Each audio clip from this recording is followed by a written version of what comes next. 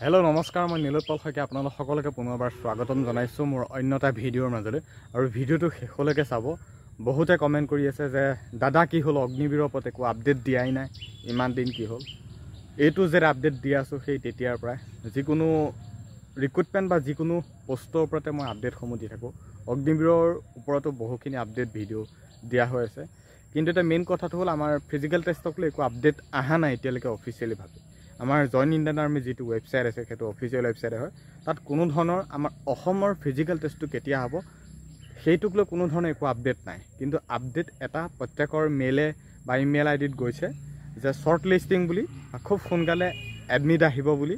সেইটো হিচাপত এটা প্ৰত্যেক মেইলতে হয়তো চেণ্ড কৰিছে, মানে প্ৰত্যেকজন কেণ্ডিডেটৰ মেইল আইডিত এটা এটা মেইল পঠিয়াইছে জইন ইণ্ডিয়ান আৰ্মিৰ ফালৰ পৰা পঠিয়াইছে। কিন্তু আমাৰ ডেটটো কেতিয়া হ'ব, ভেনু ক'ত হ'ব, ইণ্টাৰভিউটো কেতিয়া, মানে এই ডিটেইলছৰ সন্দৰ্ভত এডমিট কাৰ্ডখন কেতিয়া আহিব সেই সন্দৰ্ভত একো আপডেট দিয়া নাই অফিচিয়েলিভাৱে। এটা আপডেট গৈছে প্ৰত্যেকৰ মেইলে চেণ্ড কৰিছে যে খুব সোনকালে আহিব। আৰু মই এইটোৱে ক'ব বিচাৰিছোঁ খুব সোনকালে আহিব। অফিচিয়েল ৱেবছাইটত আমাৰ যিখন নটিচ মৰা হৈছে তাত আমাৰ মন কৰিবলগীয়া বিষয়টো যোৰহাট এয়াৰো আছে, শিলচৰ আছে, নাৰেংগী আছে, আৰু ইণ্টাৰভিউ হ'ব বুলি অৰুণাচল প্ৰদেশত বুলিও আছে, বাকী শিলিগুৰিত এনেকৈ আছে, আৰু বাকী নাৰেংগীত হ'ব বুলি আছে। কিন্তু আমাৰ শ্বিলঙৰ কথাটো নাই মেনশ্যন, শ্বিলং এয়াৰো মেনশ্যন নাই, কাৰণ শ্বিলঙত যিহেতু 5খন ডিষ্ট্ৰিক্ট পৰে, হোজাই, মৰিগাঁও, নগাঁও, শোণিতপুৰ এনেকৈ আছিলে পাহৰিছোঁ। গতিকে এই 5খন ডিষ্ট্ৰিক্ট যিহেতু আমাৰ শ্বিলং এয়াৰত পৰে, গতিকে সেই শ্বিলং এয়াৰো বিষয়ে একো মেনশ্যন নাই, বা শ্বিলং এয়াৰৰ ইণ্টাৰভিউটো ক'ত পৰিব। যেনেকৈ আমাৰ যোৰহাট আৰু শিলচৰ এয়াৰৰ কথা আছে তেনেকৈ শ্বিলং এয়াৰৰ কথা নাই।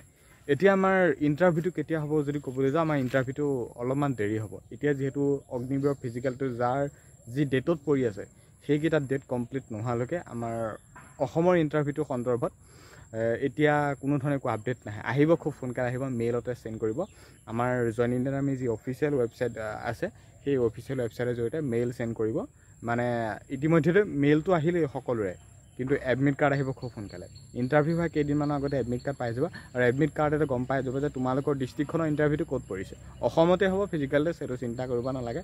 আৰু গম পোৱাই ফিজিকেল টেষ্টটো টাইমো বঢ়াই দিয়া হ'ল, গ্ৰুপ হিচাপত কৰি দিলে, অলপমান ভাল হ'ল। অগ্নিবীৰৰ ক্ষেত্ৰত প্ৰচেছখিনি অলপমান ভাল কৰিছে, কিন্তু প্ৰচেছটো ভাল কৰিছে, টাইম বহুত দিছে। 4টা গ্ৰুপ, যিকোনো এটা গ্ৰুপত সোমালে হ'ল, এই কথাখিনি ভাবিলে নহ'ব। ফাৰ্ষ্ট এক্সিলেণ্ট ফিজিকেলৰ 100ত 100 আনা, ৰিটেনত যদি অকণমান কম মাৰ্ক পাই যদি এতিয়া ফিজিকেলৰ কাৰণে যদি নাম আহিছে, চিলেকশ্যন পোৱাত আৰু সম্ভাৱনা আছে। গতিকে সেইটো কাৰণে কৈছোঁ, এক্সিলেণ্টত মুঠতে টপ পজিশ্যনত ৰাখিবলৈ চেষ্টা কৰা। 100ৰ 100 আনিমেই পামেই, এই কথাখিনি যদি ভাবা তেতিয়া বহুতে নাপালেও 88 হ'লেও পাব। গতিকে ফিজিকেলৰ সেই এক্সিলেণ্ট মাৰ্কটোৰ কথা ভাবা। 10টা পুছআপ মাৰি দিয়া, পুলআপ মাৰি দিয়া 40, বাকী এক্সিলেণ্ট আনি 60 নম্বৰ 100 আহি আছে। বাকী ৰিটেনত অকণ কম মাৰ্ক পাইছোঁ, চিলেকশ্যন পাই যাম। কিন্তু এতিয়া ফিজিকেলটো কেতিয়া হ'ব, ক'ত হ'ব যদি ক'বলৈ যাওঁ, অলপমান দেৰি হ'ব, খুব সোনকালে আপডেট দিব। এডমিট কাৰ্ডো আহিব, অফিচিয়েলিভাৱে মেনশ্যন হ'ব, কিন্তু এইটো মাহত নহ'ব। নেক্সট মাহত হয়তো কিবা আপডেট অহাৰ সম্ভাৱনা আছে, এডমিট কাৰ্ডক লৈ কিবা আপডেটক লৈ নেক্সট মাহত। গতিকে পজিটিভ থাকা, প্ৰেক্টিছ কৰি থাকা, ফিজিকেলটোৰ কাৰণে এক্সিলেণ্ট মাৰ্ক আনিবলৈ ট্ৰাই কৰি থাকা। য'তেই প্ৰেক্টিছ নকৰাকৈ ভালদৰে প্ৰিপেৰেশ্যন কৰি থাকা। ফিজিকেলটোৰ কাৰণে খুব সোনকালে ডেট আহিব, মুঠতে পজিটিভ থাকা। আৰু আমাৰ ফিজিকেল টেষ্টটো খুব সোনকালে হ'ব, মই বহুবাৰ কৈ আছোঁ। এতিয়া ইমান বিশেষ চিন্তা কৰিব নালাগে, ফিজিকেলৰ কাৰণে প্ৰিপেৰেশ্যন কৰা, ডেট আহিব। আৰু আমাৰ অফিচিয়েলিভাৱে যেতিয়া আহিব, য'ত যি গম পাম নাপাম সকলোখিনি কথা ক'ম, মুঠতে প্ৰিপেৰেশ্যন কৰি থাকা। আজি এই ভিডিঅ'টোত ইমানখিনিয়ে কথা আছিল, ধন্যবাদ।